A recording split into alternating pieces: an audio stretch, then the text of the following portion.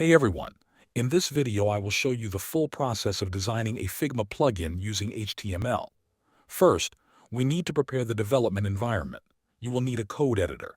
Visual Studio Code is a popular choice and works very well for this task. Once you have it installed, you can move on to Figma. Open the Figma app and go to the main menu. From there, click on Plugins, then Development, and then choose New Plugin.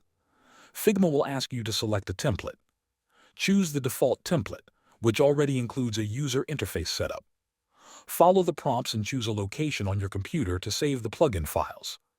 Now open that folder in your code editor.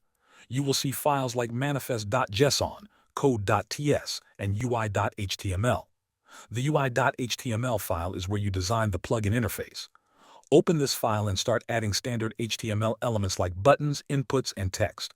You can also add CSS directly inside the file to style your interface and control layout, spacing, and colors.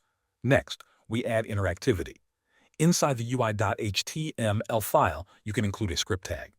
This is where you write JavaScript to listen for user actions, such as clicking a button. To test your plugin, go back to the Figma app. Open the Plugins menu, go to Development, and run your plugin. Make changes to your HTML or code, save the files, and run the plugin again to see updates.